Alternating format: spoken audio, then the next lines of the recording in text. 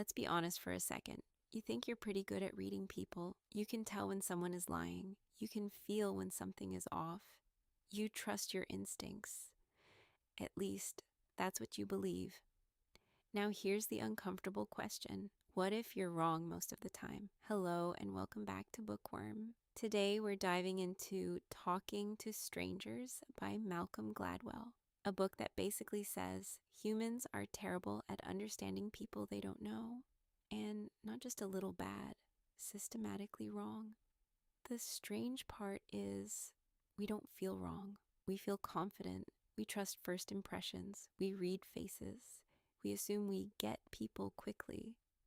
But Gladwell shows that this confidence is exactly what creates mistakes. Because when we meet strangers, we rely on assumptions that don't always match reality.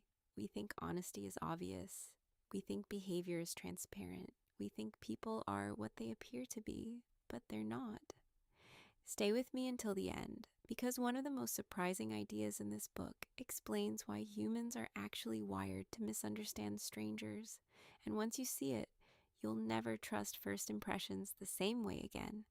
Like the video, subscribe to Bookworm, and let's go deeper.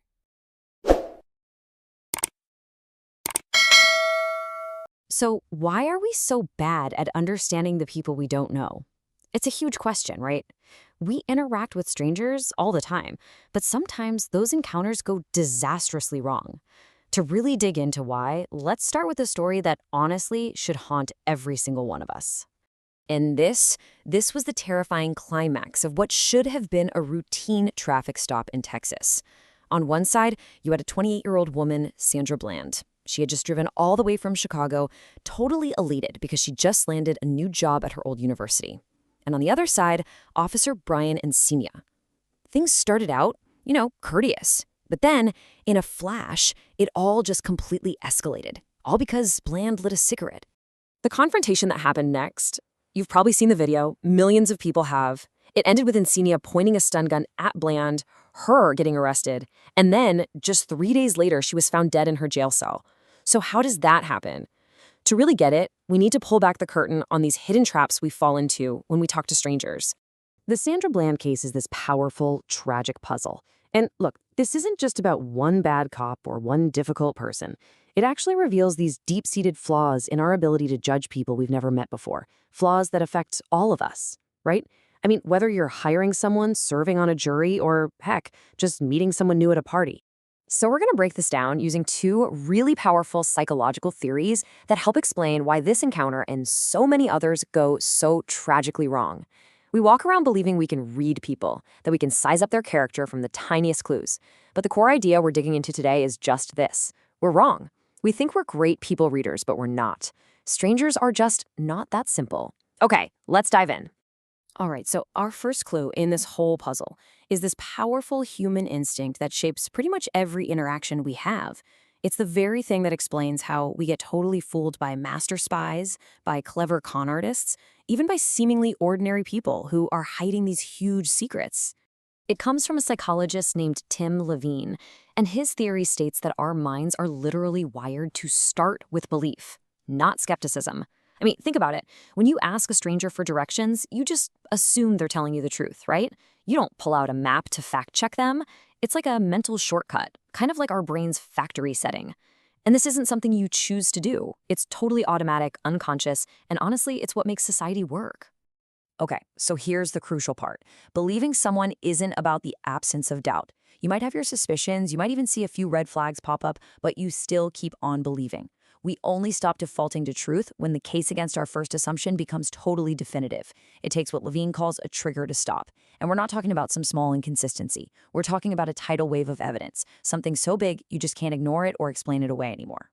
And this default to truth thing is actually brilliant for society. It's the grease that lets the gears of our world turn. I mean, can you imagine if you had to fact-check every single thing anyone said to you all day? You'd get nothing done. The benefit is massive. Communication is efficient, and we can all coordinate with each other. But, and this is a big but, it comes with a huge cost. It makes us incredibly vulnerable to people who want to deceive us. And this is where we see the real-world consequences of that trust. Take someone like Ana Montes, a master spy who worked at the highest levels of the Pentagon for years. Her colleagues, the people who worked with her every day, were totally confident they knew her. Sure, they noticed some odd things, they had their little doubts, but those doubts just never hit that trigger point we were talking about. So they just defaulted to truth. It's the exact same story with Bernie Madoff. Sophisticated investors saw financial returns that seemed impossible, but they explained away their doubts because, well, trusting was just easier than facing the terrifying alternative. Okay, let's get to the second clue, and you'll see how this all starts to connect. This is an idea we pick up everywhere, right? From movies, from TV shows, like Friends, or in books where a character's eyes widen in shock. It feels so right, so intuitive, but it's actually dangerously wrong. So can you really read a stranger's face? We have this deep-seated belief that what we see on the outside, their facial expression, their body language, is a perfect reflection of what's going on inside. We call this the myth of transparency. We're so sure that liars look away and honest people look you straight in the eye, but is that really true? Okay, so check this out. This study just completely demolishes that idea that facial expressions are some kind of universal language. Researchers showed these standard expressions to Spanish schoolchildren, and they got them pretty much perfect. But when they showed the same faces to the Trobriand Islanders, who are really culturally isolated, they were just baffled. They saw a fear face, and only about 31% called it fear. Almost as many thought it meant anger or disgust. What this shows us is that a person's face isn't a billboard for their heart. It's a huge reminder of just how much our culture shapes the way we see things. So all this variation, both cultural and psychological, leads to this massive problem called a mismatch. Sometimes an honest person, especially when they're under stress, can look super nervous and shifty. Think about someone who gets really flustered in a job interview. And on the flip side, a really practiced liar can look totally calm, confident, completely sincere. Their outward behavior just doesn't match what's going on inside. The Amanda Knox case is just a textbook example of this. She was the American student convicted of murder in Italy, and a huge reason she was convicted, her behavior just seemed totally bizarre and inappropriate to the police. In the hours right after her roommate was found dead, she was seen kissing her boyfriend and doing cartwheels at the police station. She just didn't act the way a grieving friend is supposed to act. So her behavior, her whole demeanor, it just didn't match what the Italian authorities expected to see. They saw her quirky and, let's be honest, kind of weird behavior, and they didn't see shock or immaturity. They saw guilt. She was a classic case of an innocent person who looks guilty. It took years and multiple trials to finally clear her name, but man, her story is such a chilling reminder of how badly we punish people who are mismatched. Okay, so let's put these two big ideas together, the default to truth and the transparency myth. When you combine our two flawed strategies, our natural tendency to trust and our mistaken belief that we can read people, you get a perfect storm for misunderstanding. Yeah, this lays out the recipe for disaster perfectly. Okay, so step 1. We start by just assuming the person is honest. Step 2, we look for clues in their behavior to confirm that assumption, thinking we can read them like an open book. But then, step 3, we run into a mismatched person, someone whose outside doesn't match their inside. What happens then? Well, our tools completely fail us, and our confidence, our certainty that we're right, just drives us straight to the wrong conclusion. So let's go back to that roadside in Texas. Officer Encina was working with this total overconfidence that comes from believing in the transparency myth.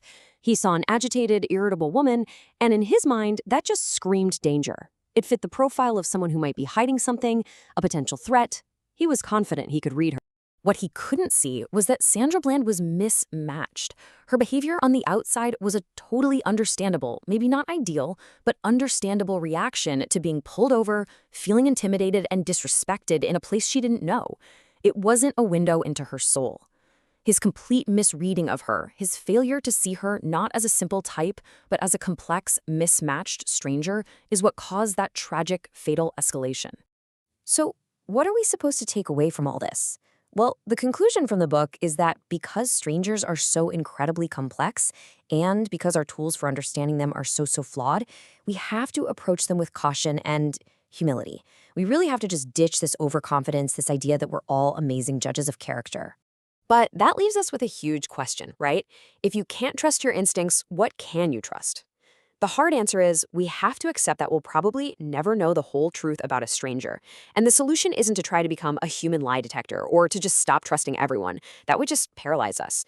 Instead, it's about being really deeply aware of the huge limits of our own understanding. It's about seeing every stranger as a puzzle and knowing that trying to understand them takes patience, it takes care, and it takes a humility that we just forget way too often. One of the most uncomfortable ideas in talking to strangers is this: we don't misunderstand people by accident. We misunderstand them by design. Our brains are built to trust, to assume honesty, to believe what we see. And most of the time, that works. But when it doesn't, the consequences can be serious because we don't just misread strangers. We misjudge intentions. We misinterpret behavior. We create stories about people that feel true but aren't. What makes this even more difficult is that confidence doesn't mean accuracy. You can feel completely sure about someone and still be completely wrong. That's the real danger. This book doesn't tell you to stop trusting people. It tells you to question how you interpret them, to slow down, to recognize that human behavior is more complex than it looks, and that first impressions are often just guesses. If this made you rethink how you judge people, tell me in the comments. Have you ever been completely wrong about someone? And if you enjoy breaking down human behavior like this, like the video and subscribe to Bookworm, because understanding people might be harder than we think.